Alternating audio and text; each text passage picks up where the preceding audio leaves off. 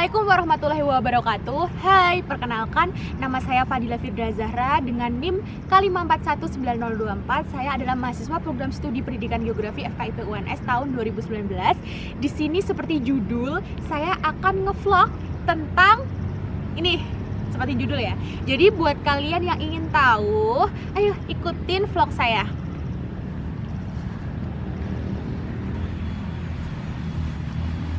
Nah, tahu nggak sih di belakang kita itu ada apa? Ada lahan.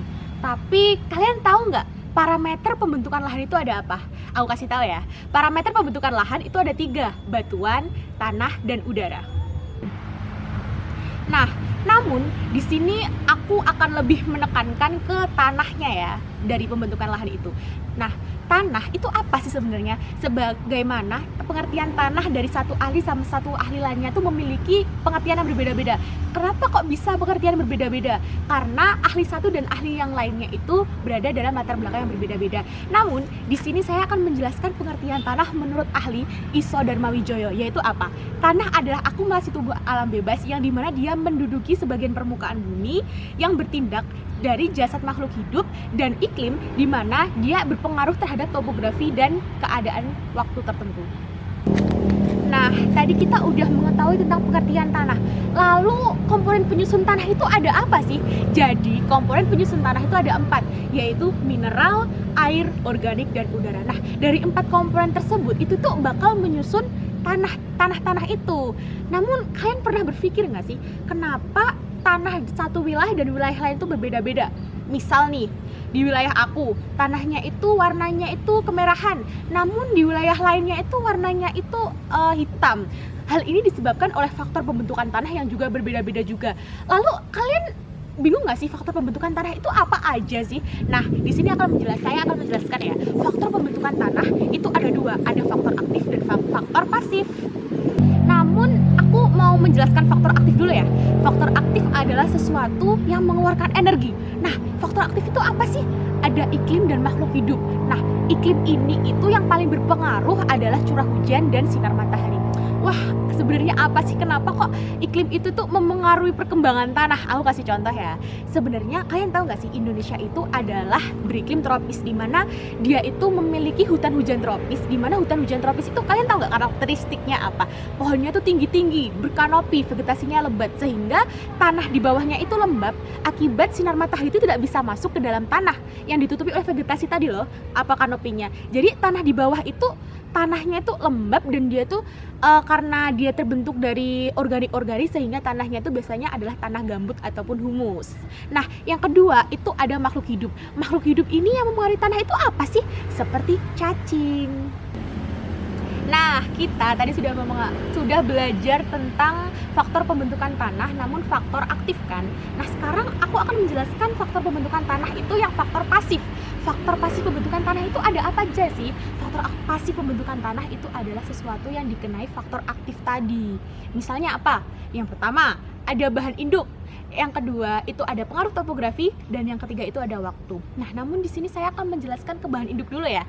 Nah, kalau kalian bingung bahan induk itu apa sih sebenarnya?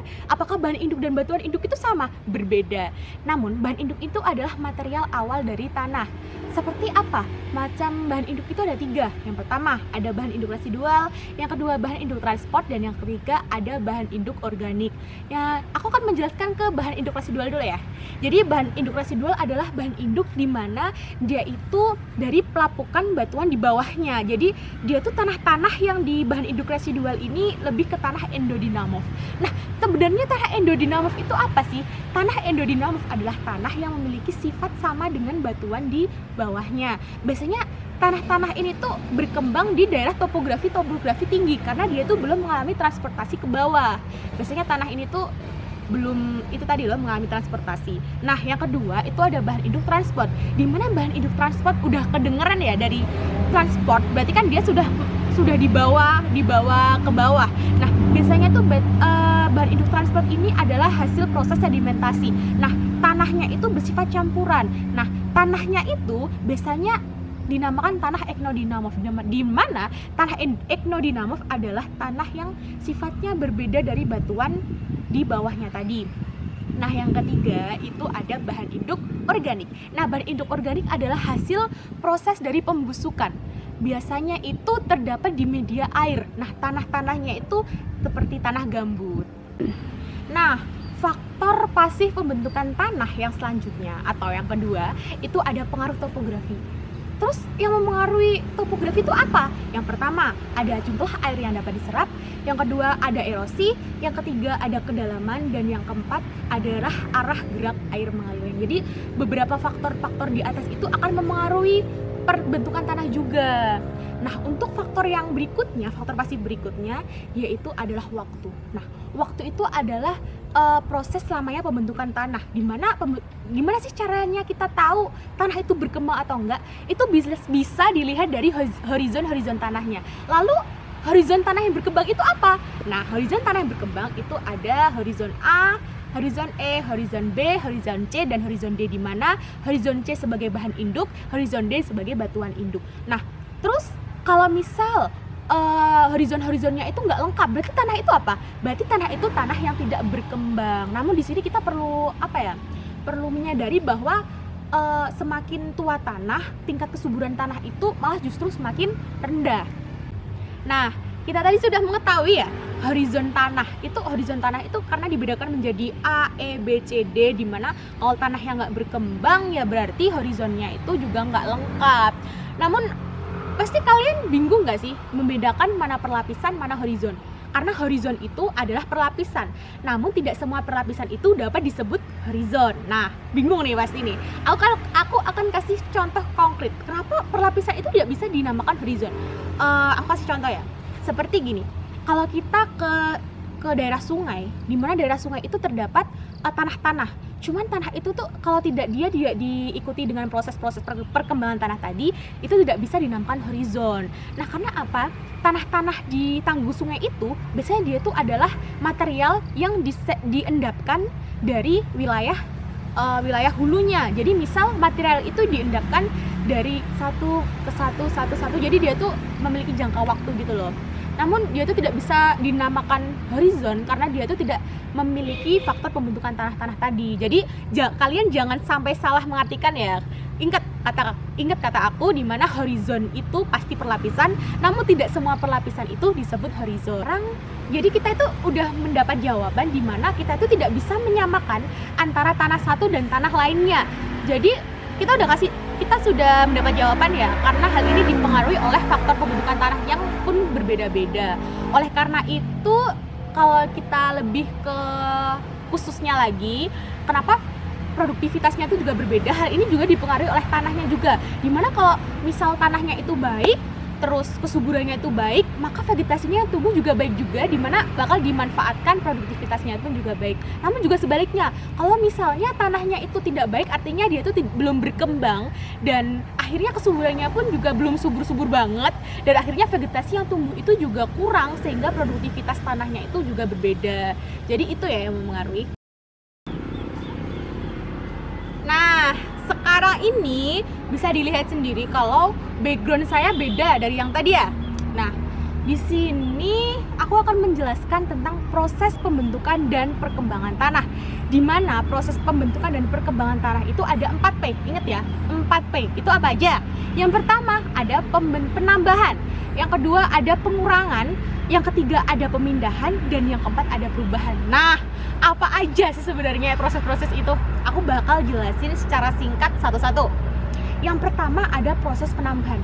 Jika dilihat penambahan, berarti tanahnya itu ditambah. Wah, ditambahnya itu apa aja sih? Apa aja yang ditambahin di tanah itu? Yang pertama ada air. Yang kedua ada pupuk, pengelolaan manusia dan sinar matahari. Nah, ini bisa dilihat belakang saya, ini ada seperti padi-padi gitu, terus itu di situ juga ada bibit-bibit yang dimana dia akan ditanam-tanamin gitu ya. Jadi sebenarnya penambahan ini tuh juga bisa mempengaruhi tentang tanah-tanah itu. Nah, proses yang kedua itu adalah penghilangan. Di mana penghilangan ini adalah proses di mana tanah itu hilang akibat proses evaporasi yang diakibatkan oleh sinar matahari. Yang ketiga itu ada proses pemindahan. Proses pemindahan ini akibat apa sih? Ada eluviasi dan iluviasi. Wah, apa nih? Pasti udah tahu ya proses eluviasi dan iluviasi. Nggak perlu aku jelasin lagi ya. Terus yang faktor keempat itu ada perubahan. Nah, faktor perubahan ini akibat apa sih? Akibat pelapukan. Nah, biasanya itu yang dulunya teksturnya kasar dalam jangka waktu yang panjang itu bakal teksturnya halus. Nah, itu. Nah, di sini kita akan berbeda dari pembahasan sebelumnya. Namun kita tetap ke tanah loh ya, karena kan tadi kita udah berjanjiannya membahas tentang tanah. Nah, di sini aku akan menjelaskan tentang morfologi tanah. Wah, morfologi tanah itu sebenarnya apa sih? Jadi, morfologi tanah adalah uraian tanah mengenai kenampakan, sifat, dan ciri-ciri tanah sendiri. Namun, morfologi tanah itu dibedakan menjadi dua. Ada morfologi dalam dan morfologi luar. Jika kita ingin mengidentifikasi morfologi dalam tanah, berarti kita akan membuat profil tanah. Nah, profil tanah itu apa sih? Nah, profil tanah adalah kenampakan vertikal dalam tubuh tanah. Nanti kita akan beda pembahasan ya dari ini. Namun di sini aku akan lebih membahas tentang morfologi luar tanah. Morfologi luar tanah itu adalah morfologi tanah yang kita itu dapat identifikasi tanpa kita membuat profil tanah. Itu ada apa aja? Yang pertama, itu ada bahan induk. Bahan induk ini tadi udah dijelasin loh ya, ada berapa macam? Ada 3. Yang pertama ada bahan induk residual, bahan induk transport, dan yang ketiga ada bahan induk organik. Yang kedua itu ada bentuk lahan. Bentuk lahan, masih ingat nggak bentuk lahan itu ada berapa? Ada 7. Apa aja? Struktural, fluvial, vulkanik, glasial, marin, aeolin, denusional. Itu loh bentuk lahan. Yang ketiga itu ada drainase permukaan. Nah, drainase permukaan itu memengaruhi tentang morfologi luar tanah. Jadi bisa dilihat ini tadi kan hujan ya. Terus dia itu genangannya tuh masih ada, berarti dapat disimpulkan bahwasannya drainase permukaan di tanah ini tuh bisa dibilang lambat ataupun jelek. Terus yang selanjutnya yang mempengaruhi tentang morfologi luar tanah itu ada relief. Relief ini berpengaruh terhadap kemiringan lereng, panjang lereng, dan bentuk lerengnya. Terus yang selanjutnya itu ada keadaan batuan. Itu juga mempengaruhi, di mana keadaan batuan itu dibedakan menjadi berapa? Ayo, ada kerikil juga, ada bongkahan, ada singkapan, dan lain sebagainya. Yang kemudian itu ada vegetasi. Vegetasi juga mempengaruhi dalam morfologi luar tanah. Vegetasi itu ada vegetasi spesifik dan vegetasi dominan. Di mana nanti vegetasinya pun juga akan dia kayak berhubungan juga tentang pengelolaannya dengan manusianya juga. Nah, kita tadi sudah identifikasi mengenai morfologi luar tanah. Namun di sini aku akan menjelaskan tentang morfologi dalam tanah. Kalau bisa dilihat morfologi dalam tanah, kita tuh tidak bisa mengidentifikasi tanpa membuat profil tanah. Jadi sebelum kita mempelajari tentang morfologi dalam tanah, kita perlu membuat profil tanah. Namun karena di tempat ini saya tidak menemukan profil tanah, sehingga saya akan menampilkan di sini. Nih, ini profil tanah. Jadi bisa dilihat di gambar ini bahwasannya profil tanah adalah penampang vertikal tanah, di mana dia itu istilahnya kayak kue lapis gitu loh. Dia kan ini kayak kue lapis kan. Kalau kita ingin mengarakteristiknya tanah di morfologi dalam tanah, berarti kita itu harus melakukan pengamatan. Nah, pengamatannya itu ada 3. Bisa kita lakukan pengamatan langsung di lapangan, bisa kita lakukan pengamatan tidak langsung, atau aslinya itu bisa dibawa ke laboratorium, dan yang ketiga bisa kita lakukan pengamatan di lapangan dan di laboratorium. Yang pertama, kita akan melakukan pengamatan di lapangan. Apa aja sih yang bisa diidentifikasi dari profil tanah itu? Yang pertama ada tekstur tanah, itu dapat diidentifikasi di lapangannya. Yang kedua itu ada warna tanah. Yang ketiga itu ada struktur tanah. Yang keempat itu ada batas tanahnya itu, kondisi perakaran, dan temperatur tanah. Kemudian yang kita bisa analisis di laboratorium itu ada apa aja? Yang pertama itu ada kimia tanah, permeabilitas tanah, berat tanah, dan keporian tanah. Dan yang ketiga itu yang bisa kita analisis di laboratorium dan di lapangan, itu ada tekstur tanah. Nah, kenapa kok bisa dianalisis di lapangan dan di laboratorium? Kalau misal kita analisis tekstur di lapangan, berarti hasilnya itu kualitatif.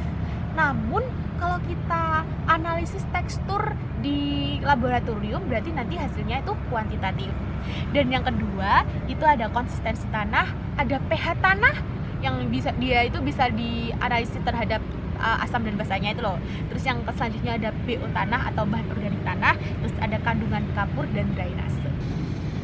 Nah, kita tadi sudah mengetahui tentang pengertian tanah, proses pembentukan tanah, sifat-sifat tanah, terus kita sudah mengetahui tentang morfologi dalam luar tanah. Oleh karena itu, dari beberapa vlog tadi, semoga vlog tadi bisa bermanfaat kepada teman-teman semua yang menyaksikan ini, dan sampai jumpa di tugas-tugas selanjutnya ataupun vlog-vlog selanjutnya. Oleh karena itu, sekian dari saya. Wassalamualaikum warahmatullahi wabarakatuh.